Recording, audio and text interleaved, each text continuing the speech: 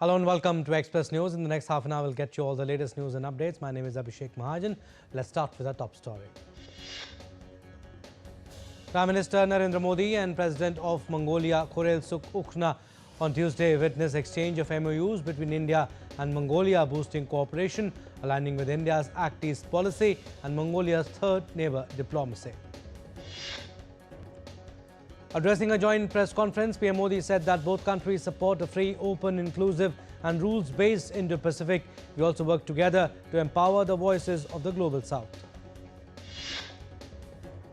PM Modi and President of Mongolia also released a postage stamp to mark 70 years of diplomatic relations between India and Mongolia. PM Narendra Modi received President Khurel Sukhna at Hyderabad House. Both leaders held extensive discussions covering the entire gamut of India-Mongolia bilateral relations. Both leaders agreed to further deepen defense and security, trade and investment, development cooperation and capacity building, and spiritual and cultural ties. PM Modi, along with President Khurel Sukhna, jointly planted a sapling at Hyderabad House in honor of President's mother under PM's Ek Ped Maa Ke Naam initiative and the President's 1 billion trees campaign. Later, President of Mongolia met with India's Defence Minister Rajnath Singh in New Delhi. Both leaders exchanged views on efforts for diversification into new areas of cooperation while also deepening existing programs of shared interest. Mongolia President visited the Parliament of India on Tuesday and also met Lok Sabha Speaker Om Birla. Both held a meeting at the Parliament House. Earlier this morning, Mongolia's President Khurel Sukhna paid homage to Mahatma Gandhi at Rajghat. The Ministry of External Affairs addressed a press conference on Tuesday on the visit of Mongolian President to India. Secretary East P. Kumaran highlighted the major events during the visit of President Khurel Sukhna and said that his visit reflects the depth of the political relationship. Delivering India's statement on promotion and protection of rights of children, BJP leader Nishikant Dubey on Monday slammed Pakistan for violating the agenda of the UN's Children and Armed Conflict by carrying out attacks in Afghanistan and India targeting schools and students. Addressing the conference of heads of United Nations troop contributing countries in New Delhi, Defence Minister Rajnath Singh reaffirmed India's commitment to a rules-based international order, highlighting the importance of regional security and cooperation. Indian Army is hosting the conference of heads of United Nations troop contributing countries in New Delhi. The three-day conference brings together senior military leaders from 32 nations that contribute troops to UN peacekeeping missions. A four-member Indian Coast Guard delegation led by Director General Paramesh Sivamani is participating in the 21st Heads of Asian Coast Guard Agencies meeting being held in Australia, Sydney from 13th to 15th October. The meeting is being hosted by the Australian Border Force. Google will invest $15 billion over the next 5 years to set up data center capacity for an artificial intelligence hub in India's Andhra Pradesh. The same was announced at the Bharat AI Shakti Forum attended by Union Minister for Railways and IT Ashwini Vaishnav, Finance Minister Nirmala Sitharaman and Google Cloud CEO Thomas Kurian. Prime Minister Modi hailed the move and said that it aligns with our vision to build a Viksit Bharat. He added that it will be a powerful force in democratizing technology. In a post on X, Google CEO Sundar Pichai announced that he spoke to Prime Minister Modi and shared the US tech giant's plans for its first ever AI hub in Andhra Pradesh's Visakhapatnam. Home Minister Amit Shah attended the 41st Raising Day of the National Security Guard on Tuesday. Addressing the event, Home Minister Shah said that under PM Modi's leadership, our country has adopted a zero-tolerance policy against terrorism. G20 ministers on Tuesday adopted the Resilience for All Declaration on Disaster Risk Reduction or DRR, coinciding with the International Day for Disaster Risk Reduction. India's delegation led by Dr. P.K. Mishra, Principal Secretary to PM Modi, strongly supported the move. Member states of the WHO Southeast Asia region on Tuesday adopted the Colombo Declaration on Healthy Aging through strengthened primary health care. India Minister of State for Health Anupriya Patel participated in the ministerial roundtable at the ongoing 78th WHO Regional Committee session in Colombo. Business updates now. Indian equity indices ended lower with Nifty below 25.200 on Tuesday. In fact, 25,200 on Tuesday. Nifty 50 closed at 25,145.50 points, which is 81.85 points lower. At close, the Sensex was down by 297 points at 82,029.98 on Tuesday. Indian rupee ended lower at 88.79 per dollar on Tuesday. Gold futures maturing on December 5 was priced at 1,25,640 rupees per 10 grams on the multi-commodity exchange. Silver futures for December 5 maturity stood at 1,58,100 rupees per kg on the MCX. India's wholesale price index base inflation eases to 0.13% in September on a year-on-year basis, down from 0.52% in August, according to the data released by the Ministry of Commerce and Industry. IMF Managing Director Kristalina Georgieva hailed India as a major engine of global growth, citing its rising economic momentum ahead of 2025 IMF World Bank annual meetings. India's policy think tank Niti Aayog launched a report titled India's Blue Economy Strategy for Harnessing Deep Sea and Offshore Fisheries. It aims to enhance governance and support coastal communities. Brent crude oil futures fell to $62.06 per barrel on Tuesday amid US-China trade tensions. As per official data on Tuesday, Britain's unemployment rate has edged up to the highest level in over 4 years, reaching 4.8% in the 3 months to the end of August. India welcomed the signing of the landmark peace agreement between Israel and Hamas. The Ministry of External Affairs said India hopes that this will lead to lasting peace in the region, which India will always support. India's Minister of State for External Affairs Kirti Vardhan Singh attended the Gaza Peace Summit at Sharm el-Sheikh, co-hosted by US President Donald Trump and Egyptian President el-Sisi. Donald Trump hailed his friendship with India, also praised Prime Minister Modi, calling him a very good friend as he addressed world leaders at a summit in Egypt. The Kremlin on Tuesday said that it welcomed Donald Trump's desire to focus on the search for a peace deal to end the fighting in Ukraine after achieving a ceasefire in Gaza. Kremlin spokesman Dmitry Peskov said Russia remained open to peace talks. Around 30,000 people in Ukraine's second-largest city, Kharkiv, were without power on Monday after Russian forces struck energy infrastructure with guided bombs, according to local officials. During a press conference with the EU's top diplomat Kaja Kallas, Ukrainian President Volodymyr Zelensky said on Monday that he would meet US President Trump in Washington on Friday. Tensions in Madagascar have escalated sharply after President Andry Rajoelina dissolved the National Assembly to block a looming vote that could have forced him out of office. Madagascar's lower house of parliament voted Tuesday to impeach President Andry Rajoelina for desertion of duty. The United States and China on Tuesday began charging additional port fees on ocean shipping firms, making the high seas a key front in the trade war between the world's two largest economies. New tariffs imposed by Donald Trump on imported wood, furniture and kitchen cabinets will come into effect on Tuesday, with 10% tariff on imports of softwood lumber and 25% on certain upholstered furniture and kitchen cabinets. U.S. Treasury Secretary Scott Bessent said on Monday that plans for United States President Donald Trump to meet his Chinese counterpart Xi Jinping in South Korea in late October remain intact.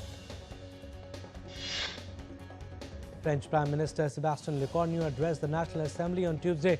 He announced that the French government is suspending a landmark pension reform until the next presidential election in 2027.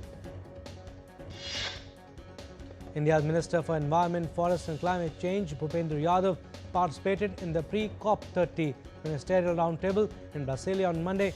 The minister acknowledged the successful conclusion of the first GST and stated that the GST functions as the driving force of the agreement. On the sidelines, Bhupendra Yadav met with Wop Hoekstra, EU Commissioner for Climate Action. Both discussed ways to advance India-EU climate partnerships and enhance energy security.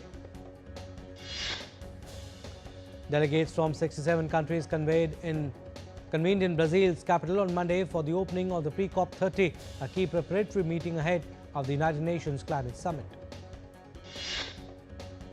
At least 3 people were killed and 12 others injured after an explosion at a farmhouse in northern Italy during a police raid on Tuesday. Italy's Prime Minister Giorgia Meloni expressed deep sorrow over the incident. Port and train services were halted in Greece on Tuesday as workers protested against planned labour reforms that include the extension of working hours in the private sector. Tens of thousands flooded the streets of Brussels, Belgium on Tuesday to protest against government austerity plans as part of a national strike that has grounded flights and disrupted public transport. Cameroon opposition candidate Isa Tekoruma declared victory late on Monday in the country's presidential election. He urged President Paul Biya to accept defeat. Gucci, Chloe and Loewe have been fined €157 million by the EU for illegally fixing resale prices and limiting discounts. All 3 brands pledged to comply with antitrust laws going forward. Alright, we are slipping into a very short break. On the other side, more stories. Keep watching Express News on DD India.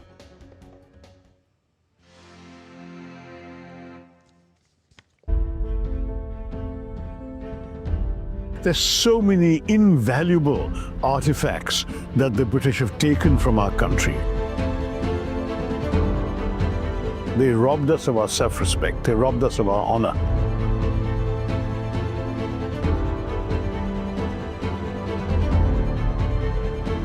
Loot was never innocent, it was painful. The word loot, that was stolen from India too.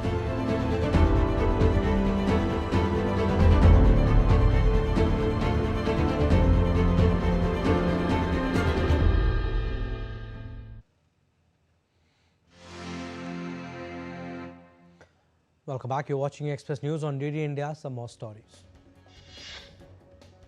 Cleanup efforts continued in Mexico's Poza Rica after devastating floods ravaged the city last week. Torrential killed at least 64 and left streets buried in mud and debris. Mexico's local radio serves as lifeline for stranded communities as the Mexican town San Bartolo struggles to survive with roads blocked by landslides, preventing authorities from coming to their aid. A powerful nor'easter is battering New Jersey, bringing heavy rain, strong winds and coastal flooding to areas including Long Beach Island and Barnegat Bay. New Jersey's National Weather Service warned the storm would continue on Tuesday with threats of high surf, dangerous rip currents and gusty winds along the east coast. After severe storms and flooding in Vietnam's Tuyên Quang province, residents are leading recovery efforts. Volunteers have set up free repair services to help households fix damaged homes, electronics and vehicles. Spain faced one of its most destructive wildfire seasons on record this summer, with over 1 million hectares burned across the European Union by late August. Intense heat waves fueled fast-moving fires that destroyed wildlife and livelihoods. Scientists warn that climate change combined with abandoned land and accumulated dry vegetation are fueling wildfire risk, making such disasters increasingly likely in Spain. The Yellow River, China's second longest river, has experienced its first flood of 2025 after heavy rainfall in its middle and lower reaches. The India Met Department has issued a heavy rain and thunderstorm warning for parts of southern India, including Tamil Nadu and Kerala, over the next 7 days. The southwest monsoon has withdrawn from parts of Odisha, Chhattisgarh and other northeastern states. Conditions are favourable for complete withdrawal from the country in the next 2 days. In Jammu and Kashmir's Rajouri district, farmers are turning their small plots into hubs of organic cultivation. By growing pure, chemical-free vegetables, they are ensuring healthy produce and promoting sustainable farming in the region. In Bhopal, a couple has created a Satvik Deepavali kit made from cow dung, featuring eco-friendly Lakshmi footprints, wall hangings and swastik symbols for a sustainable Diwali. Ayodhya is set to shine with over 25 lakh lamps lighting up the Saryu River for Deepotsav on October 19. At Lord Ram Temple, wax lamps will be used instead of mustard oil to protect the stone flooring. Abu Dhabi's Babs Hindu Temple, the Middle East's first traditional stone temple, will host Diwali celebrations from October 18 with main events on October 20th. In Nepal's Podwar village is turning its age-old sheep and yak herding into a cultural attraction. Along the scenic Khopra trekking route, tourists now experience authentic mountain life and Nepali hospitality, promoting both culture and sustainable tourism. London's Trafalgar Square lit up as thousands gathered to celebrate Diwali. The festival featured dance, music, food and cultural performances showcasing Hindu, Sikh and Jain traditions, spreading joy and community spirit across the UK capital. In Britain, paleontologists have uncovered over 200 meters of dinosaur footprints at Dewars Farm Quarry, Oxfordshire. Found in a new section of the site, the discovery also included seashells and a sea urchin, shedding light on the region's prehistoric life. China's Hangshui Lake in Hebei has achieved a breakthrough by establishing the world's first stable, naturally breeding population of the endangered Bayer's polka duck. China's Nanji Wetland Reserve in Nanchang welcomes over 10,000 migratory birds, including white-fronted geese and green-winged teals. Improved conditions after a 2020 fishing ban have boosted the seasonal influx along the East Asian Australasian flyway. Vietnamese destinations have been ranked among the top 10 most attractive and friendliest countries in the world. The country's stunning landscapes and rich culture won praise from international travelers, while Phu Quoc Island was named one of Asia's most beautiful islands. In Vietnam's Ho Chi Minh City, Binh My commune is turning into a rural tourism hotspot.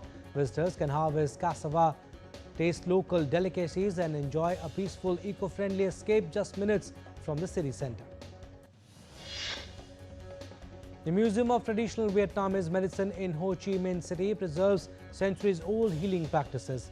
Visitors, especially youth, can explore recreated herbal shops and antique artifacts, experiencing Vietnam's rich medical heritage firsthand. In Guinea's Conakry, an acrobatic arts center trains disadvantaged youth in circus arts, providing a creative environment that helps steer them away from crime and gives them opportunities to perform globally. In Australia, researchers have applied AI technology similar to Google Maps to study lung cancer cells. This innovation helps identify patients who would benefit from the costly immunotherapy drug Keytruda.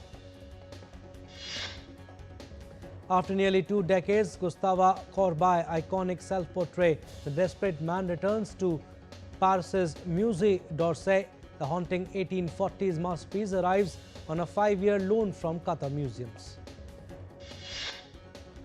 Iconic films like Annie Hall and Something's Gotta Give of the late legendary American actress Diane Keaton are set to re-release after her demise on Saturday. British actress Naomi Watts was honoured with a star on the Hollywood Walk of Fame on Monday. Mexican filmmaker Guillermo del Toro's Frankenstein held its international premiere at the 69th London Film Festival on Monday. The trailer for Jen Lyon's starrer Stumble was released on Monday. The series is set to premiere on November 7. British actor and comedian Rowan Atkinson is now all set to come up with a new festive comedy Man vs. Baby series set to release on December 11. Reality TV star Kylie Jenner has officially stepped into the music scene with American pop duo Terra Jr.'s new single Fourth Strike, in which she showcases both her singing and rapping skills. Pop superstar Taylor Swift will release a concert film and a 6-part documentary series that chronicles her record-breaking Eras tour on December 12th. Indian filmmaker Rajesh Mapuskar is set to direct the movie Chiranjeevi Hanuman, the Eternal, India's first AI theatrical film. Indian music singer and composer Pritam is set to embark on a North American tour from October 16. A new song titled Poison Baby from the upcoming Indian film Thamma is out. The song features actresses Malaika Arora and Rashmika Mandhana.